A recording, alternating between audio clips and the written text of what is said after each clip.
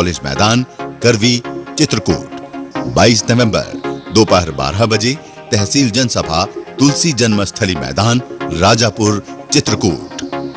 एक अच्छी आदत डाल लो, सारी बुरी आदत बंद। योग करना अच्छी आदत है, और बुरी आदत क्या है? बुरी आदत है देर से उठना, बुरी आदत है दारू पीना, बुरी आदत है सिगरेट बीड़ी पीना, बुरी आदत है तंबाकू खाना। इधर बीड़ी सिगरेट तो कम पीते हैं, कम पीते हैं ना? अरे बोलो तो, कम ही पीते हैं, ना के बराबर। और जर्दा है, बोलो तो। अच्छा, आजकल तो जर्दा तैयार मिलता है। ऐसा बताओ, ये जर्दा खाना गुरु ग्रंथ साहब में लिखा है क्या? गीता में लिखा है? वेद में? मनुस्मृति में? कुरान में? बाइबल में? कौन से धर्म ग्रंथ में लिखा है बताइयो? फिर भी खाते हैं, आदत पड़ जाती है। दरअसल आप बुरे नहीं है, ये जर्दा बुरा है, ये बीड़ी बुरी है, ये तंबाकू बुरी है। दूसरी बात सुनो, हमारे सब गुरुओं ने नशों का निषेध किया है, और आप प्राणायाम योगाभ्यास करेंगे नशा आएगा ही नहीं। एक परिवार में एक भाई ने कैलकुलेशन करके मेरे को भेजा, पूरा एक आदमी यदि 60 साल जीता है और यदि 10-20 रुपए का भी रोज नशा करता है, तो उसने एक हिसाब लगा के भेजा, जरा सुनना। ये हम 10-20 रुपए रोज खर्च करते हैं, हमें पता नहीं लगता। एक भाई ने ये हिसाब लगा के भेजा कि एक आदमी यदि रोज 20 रुपए का भी रोज जो है नशे में खर्च करता है, बीड़ी सिगरेट गुटखा शराब आदि, वैसे 20 रुपए में गुजारा होता नहीं है। दारू पीने लग जाए तो दारू कितने पैसे की आती है भाई? हाँ, ऐसे बैठे हैं जैसे किसी ने कभी देखी ना हो। भाई हमें तो इसलिए नहीं पता, हमने तो सच में ना कभी खरीदी ना कभी पी। तो कितने की आती है? देसी कितने की आती है? 200 की। और वे ये जो अंग्रेजी 500 रुपए की और 5-5 हजार की भी आती है। मैंने सुना है 50-50 हजार की भी आती है। ये कहते हैं ये 500 साल पुरानी है, ये 50 साल पुरानी है, ऐसा करके बेचते रहते हैं जितना। और हम लोग जो है उसको पीते रहते हैं। तो यदि कोई 20 रुपए की भी रोज की पिए, उसका ब्याज सहित इसने निकाला 84,96,538 रुपए। कितने? एक आदमी यदि 15-20 साल की उम्र में शुरू करता है और 60 साल जीता, इससे ज्यादा तो जीने की कहानी नहीं। और यदि 50 रुपए खर्च करता है, अब जब आदमी दारू पीता है तो फिर मुर्गा भी खाता है। तो दाल रोटी खाएगा तो कितने रुपए की होगी भाई? चलो महंगाई हो गई, दाल महंगी होगी, थोड़े चावल भी महंगे हो गए, तो भी दाल रोटी खाएगा तो कितनी की आएगी भाई? 20-25 रुपए की। और मुर्गा कितने का आता है? 200 रुपए का। 1 किलो या पूरा मुर्गा? 1 किलो। 1 किलो 200 रुपए का। हा? तो बताओ, दाल रोटी 20 रुपए में मिल गई और मुर्गा 200 रुपए का। तो भाई देखो, ये जो है ना, यदि कोई 50 रुपए खर्च करता है तो 2,12,41,328 रुपए। तब ये समझ लो, आप यदि नशा नहीं करते हो तो समझ लो जाते जाते अपने बच्चों को करोड़पति बना करके जाओगे, और आप यदि नशा करते हो तो जाते जाते अपना भी नाश करके जाओगे। और हो सकता है ज्यादा बीमार हो गए नशा आदि करके, लीवर किडनी आदि ज्यादा खराब हो गए, कैंसर हो गया, तो हो सकता है आप बच्चों को कर्जदार भी करके जाएं। तो ये तो एक बात बताई आपको बीमारी के बारे में। तो हमारी अपनी दुर्दशा का एक कारण तो है हमारी बीमारी, नशा। रोग और नशा, बीमारी और बुराई दो छूट गई, फिर तो जीवन धन धन हो गया।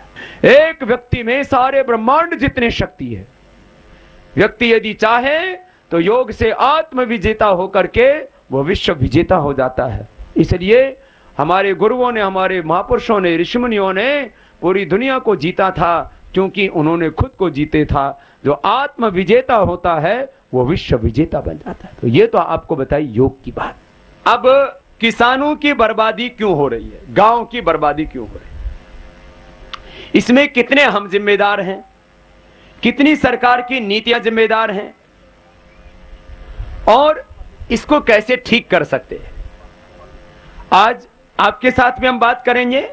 और मेरे दाहिनी ओर आपने अलग अलग अखबारों के अंदर अलग अलग टीवी चैनलों में भी जब भी कभी बात खेती की होती है, कृषि की होती है, एग्रीकल्चर की होती है, तो उसमें भी हमारे भाई देवेंद्र शर्मा जी को देखा होगा। तो एक बार तो अपने गांव में आने पर लालियाना की ओर से और सभी आसपास के गांव की ओर से जो भी यहां पर आप सब ग्रामीण भाई, किसान भाई बैठे हैं, एक बार सबकी ओर से हमारे बहुत ही विद्वान भाई देवेंद्र शर्मा जी का बहुत बहुत अभिनंदन है सबकी ओर से। आज हमारी बहस में वो भी सम्मिलित होंगे। अपने यहां पर फसलों की नस्लें कैसे खत्म होती जा रही हैं, जैसे जानवरों की नस्लें भी, गाय की, भैंस की और बहुत तरह के जानवर थे, पशु पंछी थे। जैसे आप बहुत पहले देखते थे चिड़िया बहुत होती थी, आजकल चिड़िया खत्म होने के कारण किसी को बोलो उल्लू के दर्शन हो जाएं, बोले लक्ष्मी की सवारी उल्लू, बोले उल्लू के दर्शन हो जाए तो आदमी धनवान हो जाता है, लोगों ने उल्लू ही मार दिए। मैं भाई देवेंद्र शर्मा जी से बात कर रहा था कि भाई हमारे यहाँ फसलों की नस्लें कितनी थी, तो बोले कि गेहूं की नस्ल 1 लाख से भी ज्यादा किस्म के गेहूं होते थे ऐसा मानते, और आज से 50 साल पहले करीब 50,000 तरह की गेहूं की नस्ल। कितनी? अरे बोलो तो सही, अब तो थारा खेती का सब्जेक्ट आ गया है। अभी भी भाई बता रहे थे मेरे से भाई देवेंद्र जी कि यहां पर ही एक कौन सा गांव है, लुधियाना में एक गांव में कोई किसान रहता, उसने 1400 किस्म के गेहूं के बीज बचा के रखे हुए हैं। जिस किसान ने काम किया पहले तो उसका जोरदार तालियों से अभिनंदन है, ये बहुत जरूरी है। अपनी फसलों की नस्लों को बचा के रखना। आदमी की नस्ल भी खराब हो रही है और हमारी खेती की जो नस्लें थी, बीजों की नस्लें थी, वो तो हमने बिगाड़ ही दी हैं, पता नहीं कहां से कहां पहुंच गए हैं। आज हमारे पास में 51,000 तो प्लांट्स के नस्लें हैं, 81,000 जो जीव हैं उनकी नस्लें हैं, और इनमें 30% को ही हम पहचानते, बाकी तो पहचानते ही नहीं, और बाकी खत्म होने के कगार पर हैं, कुछ और खत्म हो गई। हमने अपने बीज खत्म कर दिए, हमने जो परंपरागत खाद थे, परंपरागत कीटनाशक थे, उनको हम भूल गए। आज हम जो खेती करते हैं उसमें अब बचता क्या है वो तो अलग बात है, उसकी तो एक नीतिगत बात आएगी। 1 एकड़ जमीन में आप लोग धान भी बोते हो और दूसरा कपास ज्यादा बोते हो। 1 एकड़ जमीन में कितने आदमी काम करने के लिए चाहिए भाई? एक कोई भी फसल बोलो, कपास की बोलो, गेहूं की, धान की, कोई भी, कितने आदमी चाहिए 1 एकड़ में काम करने के लिए? अरे किसान तो हो, बताओ तो। 1 एकड़ में कम से कम 2 आदमी औसत उसको बोला जाता है कि मान लीजिए किसी के पास 5 एकड़ जमीन है तो 5 एकड़ जमीन को संभालने के लिए कम से कम 10 आदमी चाहिए, तो उसके बिना फसल हो ही नहीं सकती। अब 1 आदमी की मजदूरी कितनी लगाओ भाई? मजदूर कितने में मिल जाता है? 200 रुपए में, 200 से 300 में। 300 गिनो तो भाई हो गए 1 महीने के 9,000। भाई अपना आधा पधराई गिन लो, 5,000 भी गिनो तो 2 आदमी की तनख्वाह कितनी हो गई? 10,000। मैंने अभी आते आते किसान भाई से पूछा, मैंने कहा भाई एक एकड़ में कितना धान हो जाता है? बोले जी बाबा जी 15-20 हजार का। मैंने कहा लागत क्या लगती है? बोले यूरिया के 3 कट्टे, डीएपी के 2 कट्टे, पेस्टिसाइड्स करीब 1-1.5 हजार रुपए का, कटाई आदि 2,500 रुपए की, डीजल लग जाता है उसमें वो करीब 1500-1600 रुपए का, और ये हो गए करीब जो है 10,000 रुपए का, 8-10 हजार का तो ये सामान हो गया। और भाई 2 आदमियों की मजदूरी लगा लो 4 महीने की तो कितना हो गया? 5,000 के हिसाब से लगाओ तो 20,000। 20,000 तो मजदूरी और 10,000 रुपए का खर्चा, 30,000 रुपए खर्च हो गए, और अपना खेत का किराया तो जोड़ा ही नहीं। और एक बात इसके बीच में और भी आगे डालनी है कि हमें अपने खाने को भी चेंज करना पड़ेगा। आज हमने खाने के नाम पर क्या मान लिया? 2 ही चीज खाने की है, क्या बोलो? गेहूं और चावल, और साग सब्जियों में आलू। गेहूं, चावल, आलू, इसके ऊपर पूरा पेलम पेल चल रहा है। और आदमी के शरीर में फिर कैल्शियम की कमी, आयरन की कमी, विटामिन की कमी, फिर उसके लिए गोलियां खा रहा है, दवाइयां खा रहा है, बुरी हालत हुई जा रही है। रेन जो है पानी कहीं का कहीं चला गया है।